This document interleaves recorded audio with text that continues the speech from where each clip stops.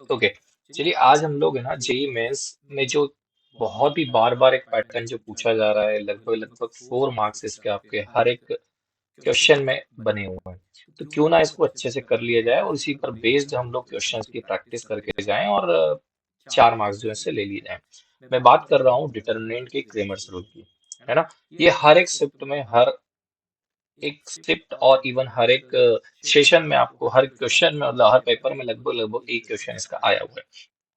23-24 के pattern, even 25 के pattern में भी क्रेमर्स रूल का प्रॉब्लम है।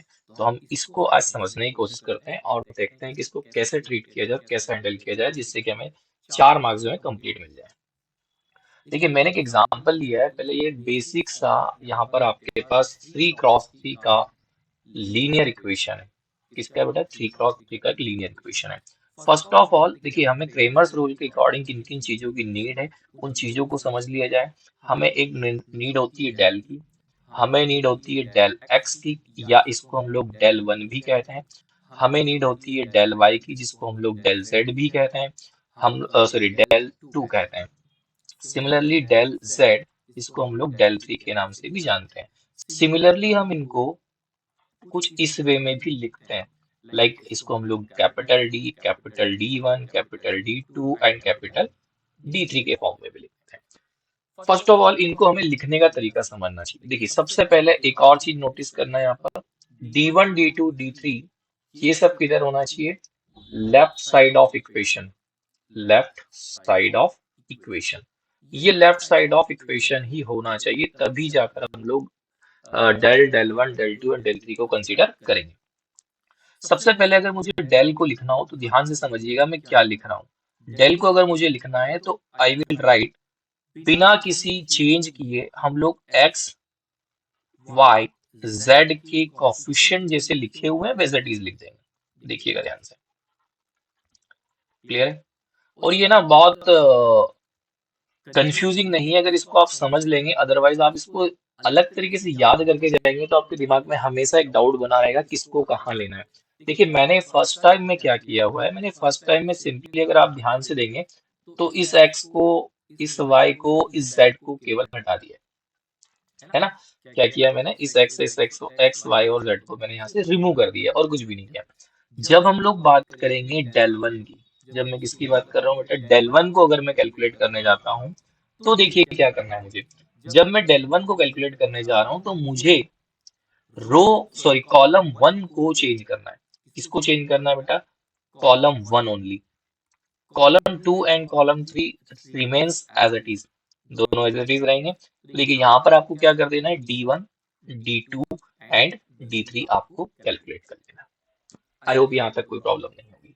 फिर अगर मैं आपसे बात करूं डेल टू की, या इसको अदर वे में आप ऐसा भी कह सकते हैं कि भाई आप ये देखिए, डेल वन जब आप लिख रहे हैं तो इक्वेशन किसकी लिख रहे हैं? डेल एक्स की। तो एक्स के कोएफिशिएंट को आपको कांस्टेंट से रिप्लेस करना है। जब मैं डेल टू की बात करूंगा तो इस केस में क्या होगा? इस केस में मुझे वाई के कोएफिशिएंट्स को रिप्लेस करना है और बाकी एक्स और जेड के एज इट इज बने रहेंगे। तो मैंने यहाँ पर किसको चेंज कर दिया बेटा? ये मैंने यहाँ पर चेंज कर दिया आपके कांस्टेंट को, कांस्टेंट वाई के कोएफिशिएंट्स को रिप्लेस कर दिया कांस्टेंट से। This is C1, this is C2 and this is C3। I hope यहाँ तक कोई प्रॉब्लम नहीं होगी। लास्ट थर्ड z के कोएफिशिएंट्स को हम रिप्लेस कर रहे हैं, तो इस बार हमें किसको ध्यान रखना है? इस बार हमें थर्ड कॉलम के कोएफिशिएंट्स को रिप्लेस करना है और बाकी दो एज इट इज रखना है। अच्छा, मैं ये एज इट इज किसके रिस्पेक्ट में रख रहा हूँ? तो एज इट इज में जो स्टार्टिंग में आपने देखा होगा, एज इट इज स्टार्टिंग में आपने देखा होगा कि जो मैंने डेल लिखा हुआ है उसी को मैं एज इट इज रख रहा हूँ, उसमें ही कुछ लिमिटेड चेंजेस कर रहा हूँ।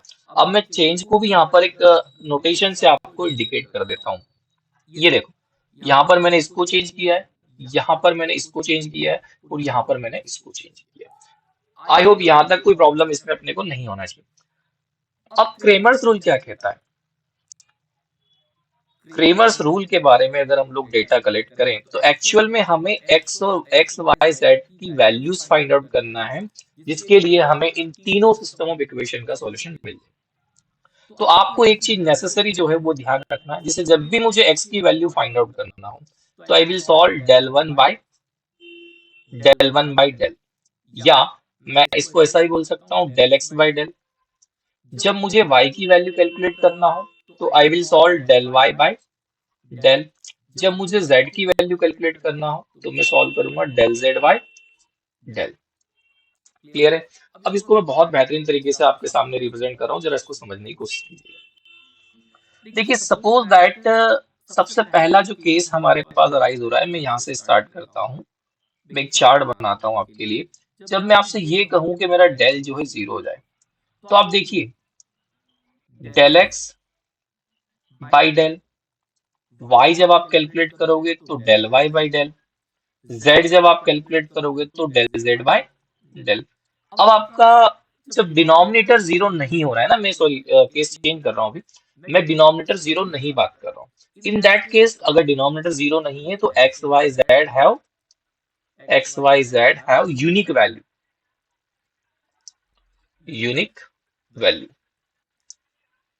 क्लियर? तो मैं यहाँ से क्या कह दूंगा कि भाई मुझे जो है एक्स वाई जेड की वैल्यूज कैसी मिलने वाली बेटा, यूनिक मिलने वाली। इसके बाद इसकी डिपेंडेंसी जो है किस पर, एक्स वाई जेड पर नहीं रहेगी। सिमिलरली अगर मैं यहाँ से मूव ऑन करना चाहूँ डेल इज इक्वल टू 0, अब यहाँ से दो क्वेश्चन अराइज होंगे। दो कौन कौन सी सिचुएशन अराइज होगी जरा उनको समझिएगा, ध्यान से समझिएगा, और उसके ऊपर फिर हम लोग डिसीजन लेते हैं, है ना? फिर उसको हम लोग समझने की कोशिश करेंगे। पहला केस, अगर मैंने डेल इक्वल टू 0 बना दिया और at least one del X del Y del Z is non zero, इनमें से कोई भी एक नॉन जीरो हो जाए, तो अब आप देखिए जैसे मैं एक्स को सॉल्व करने जाऊंगा तो क्या हो रहा है, कोई भी constant divided by zero which turns to infinity, तो यहां पर मैं कहूंगा नो सॉल्यूशन। क्या कहूंगा बेटा, नो सॉल्यूशन। और एक केस और होगा मेरे पास जहां पर मैं del X del Y and del Z सभी को क्या बना दूं, zero. In that case we will get 0/0, y भी हम लोग देखेंगे 0/0 और z भी हम लोग देखेंगे 0/0। तो यहाँ से आप अप्रोच कर सकते हैं कि 0 into X equal to 0, 0 into Y equal to 0 और 0 into Z equal to 0। It means what, we can take any value of X Y and Z, है ना, हम कोई भी एक्स वाई जेड की वैल्यूज रख सकते हैं। दैट्स वाई हम लोग यहाँ पर कहेंगे infinite many solution, infinite many solution. Clear? अब इस टाइप ऑफ क्वेश्चन में आप कुछ टर्म्स के क्रॉस आने वाले हैं, बार बार जब आप इनको सॉल्व करेंगे तो आप कुछ टर्म्स के साथ आएंगे। जैसे सबसे पहला कंसिस्टेंट। कंसिस्टेंट क्या होता है, तो इसमें हम लोग कहेंगे system is said to be consistent if solution exist, solution exist. बात समझ मेरे ख्याल से आ गई होगी। एक भी अगर सॉल्यूशन अगर एग्जिस्ट करता है तो उस सिस्टम को हम बोलेंगे कंसिस्टेंट। तो ये वाला सिस्टम जो है कंसिस्टेंट है, ये वाला जो सिस्टम है वो भी कंसिस्टेंट। सिमिलरली इसके बाद हम लोग क्या कहेंगे, इनकंसिस्टेंट। इनकंसिस्टेंट की अगर बात करें तो इस केस में हम लोग क्या कहेंगे, no solution exist, no solution exist. तो नो सॉल्यूशन एग्जिस्ट की अगर बात करें तो इसमें देखो आप कोई भी सॉल्यूशन नहीं मिल रहा है, मतलब ये इनकंसिस्टेंट वाला पार्ट आपका होगा। ये दो डेफिनेशन है, इसमें हमें जो है बार बार परेशान किया जाता है। चलिए आगे बढ़ते हैं। अब मैं यहाँ पर कुछ क्वेश्चन ले रहा हूँ, ये 2024 का क्वेश्चन आपके लिए है और पीवाईक्यूज पर बेस्ड क्वेश्चन है, और 2025 में भी इसी पैटर्न पर प्रॉब्लम्स आपसे पूछे गए। तो क्यों ना स्टार्ट किया जाए और इसको अच्छे से समझ लिया जाए, और देखते हैं कि जरा आज किस इसको अपन बनाते हैं। देखिए अगेन सबसे पहले मेरे पास जो सिचुएशन दी हुई है, ध्यान रखिएगा, अगर किसी भी वे में आपको इक्वेशन दी हो तो आपको इस इक्वेशन को समझना है। समझ लीजिए, let for three distinct consecutive terms of A B C of an AP. अगर ए बी सी एपी में है तो 2b इज इक्वल टू कितना हो जाएगा, a प्लस सी, या हम इसको ऐसा लिख सकते हैं a minus 2b plus C equal to 0। Clear है? ये एक सिचुएशन मुझे मिल गई। The line ax plus by plus c equal to 0 be concurrent at a point P. अच्छा, अगर ये लाइन कॉन्करेंट है किस पर बेटा? अगर ये लाइन कॉन्करेंट है बी वाई प्लस सी, तो आप एक चीज यहाँ से कंपेयर कर रहे हो तो x इक्वल टू 1 और y इक्वल टू -2 आपको देखने को मिल रहा है। मतलब p के जो कोऑर्डिनेट्स हैं हमारे पास वो हो गए 1, -2। मुझे एक्चुअल में चाहिए क्या? मुझे फाइनली जो रिक्वायरमेंट है वो पी क्यू का होल स्क्वायर चाहिए, मतलब पी से क्यू का डिस्टेंस चाहिए और उसका स्क्वायर मुझे यहाँ पर निकालना है। टी पॉइंट मेरा तैयार हो गया, क्यू मुझे निकालना है। क्यू क्या है? इन्होंने कहा Q is alpha beta with the point such that system, ये system has infinite many solution. देखो इनफाइनाइट मेनी सॉल्यूशन के लिए मैंने आपसे कंडीशन बताई।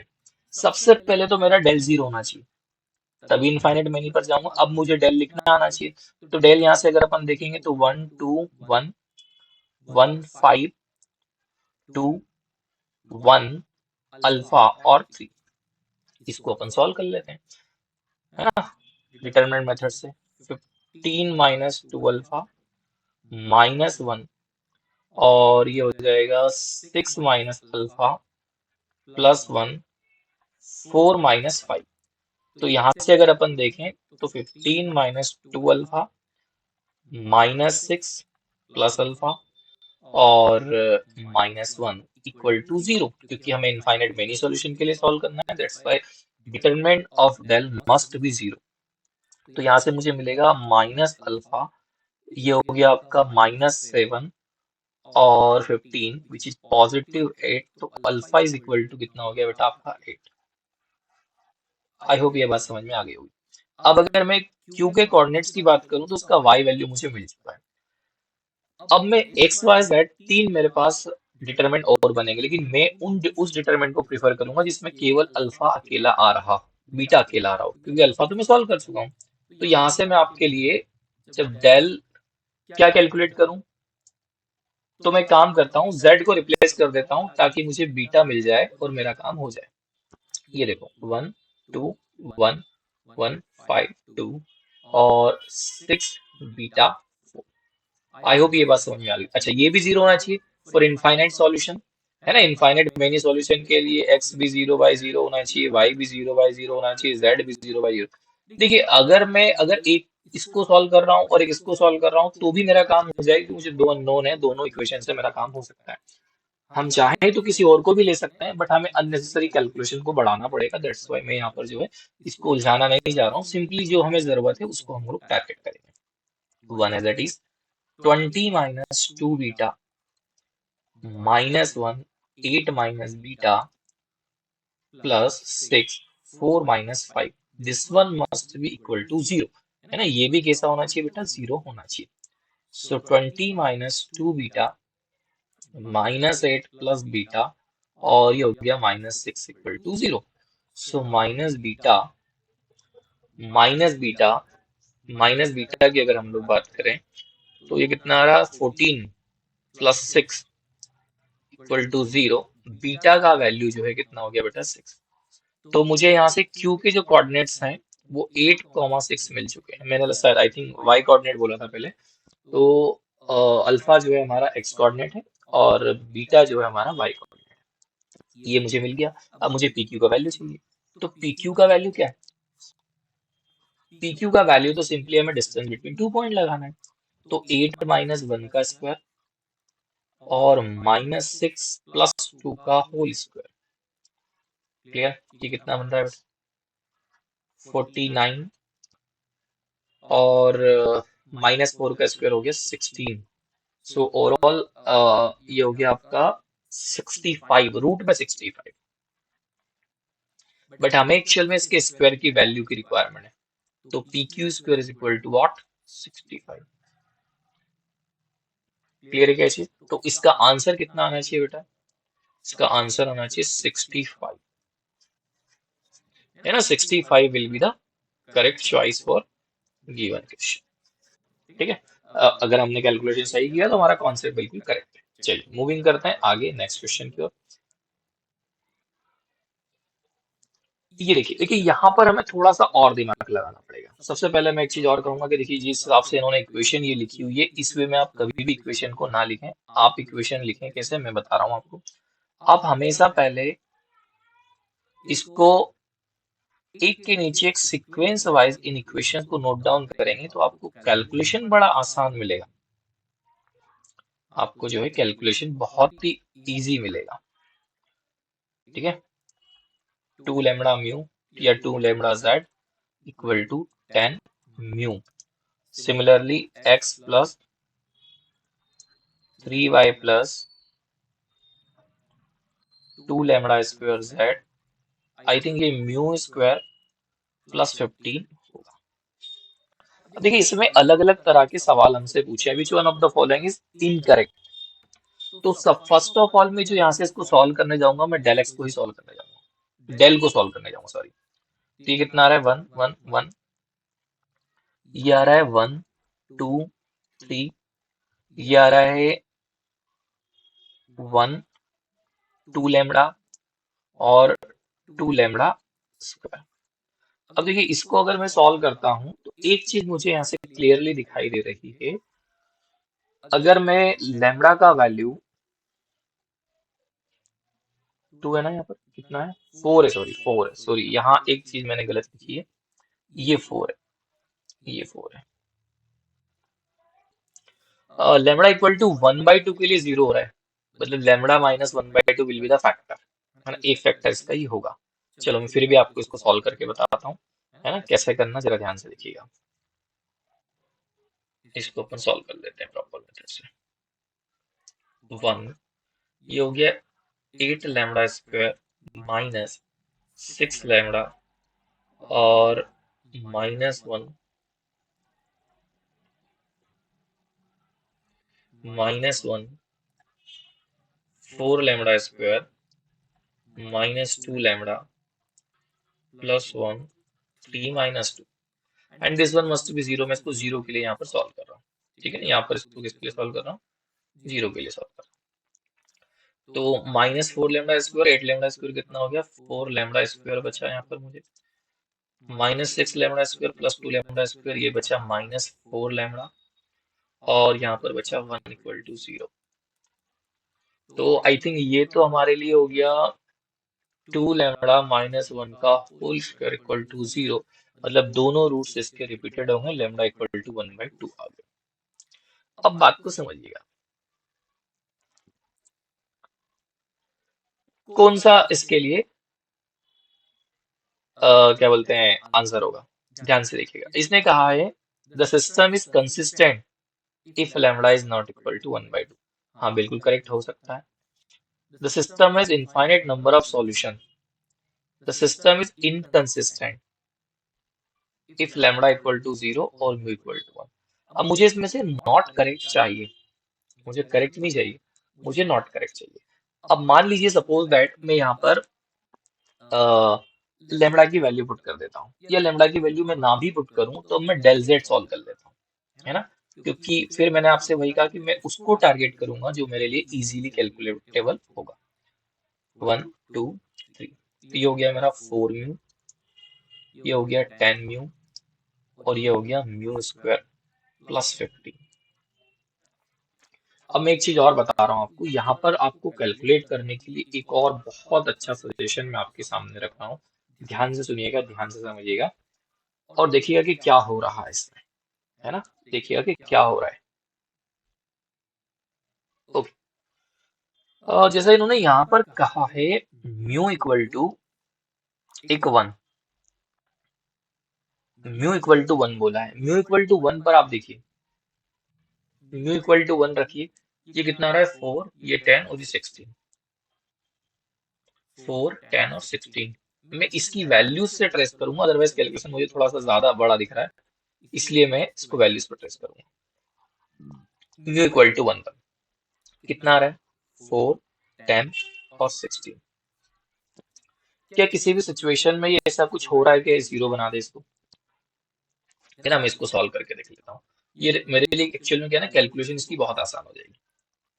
1 32 - 30 -1 और 16 minus 10 plus 4 3 minus 2 equal to 0 हो रहा है क्या, चेक कर लेते हैं हम।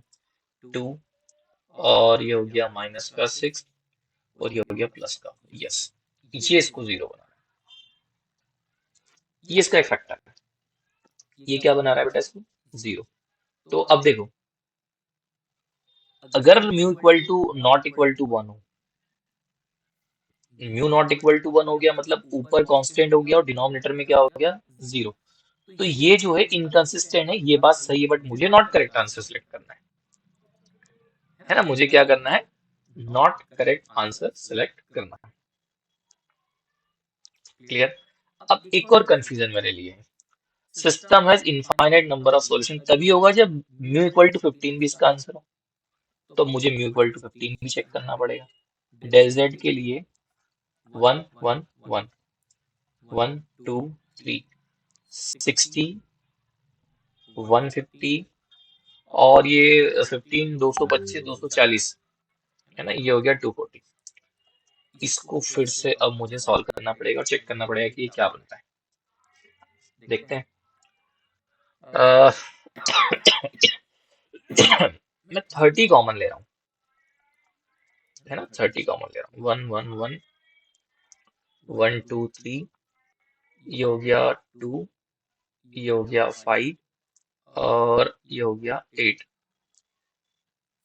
इसको मुझे सॉल्व करना है, तो डेल जेड कितना आ रहा है, 30 आउटसाइड 1 1 1 1 2 3 और ये था शायद 2 5 और 8। अब इसको मैं सिंप्लीफाई करता हूँ, 16 और ये क्या होगा, 15 माइनस 1 8 माइनस 5 2 और 3 माइनस 2। यहाँ से आप देखेंगे 30, ये बचा 1, ये बचा -3 और ये बचा प्लस, यस, ये भी हो रहा है, ये भी 0 हो रहा है। क्लियर। तो ये भी यहाँ पर 0 हो रहा है, दोनों चीजें सेम 0 हो रही, कोई परेशानी नहीं, मतलब ये दोनों जो है म्यू की वैल्यूज है, दोनों म्यू की वैल्यूज हैं, दोनों म्यू की वैल्यूज को आपको बस समझना है ना। तो दोनों आपको सॉल्व करना है। अब यहाँ से समझना, देखो म्यू का ये वैल्यू, डी का ये जो वैल्यू आ रहा था, नेक्स्ट क्वेश्चन आ गया, सॉरी। यहाँ से अगर देखें तो लैम्डा का वैल्यू जो है minus sorry not equal to 1/2, system consistent हो जाएगा। बोले यार नॉट इक्वल टू 1/2 के लिए बिल्कुल सिस्टम कंसिस्टेंट हो जाएगा, ये सही है, ये भी सही है। अब उसके बाद में इसने कहा है कि system has a unique solution.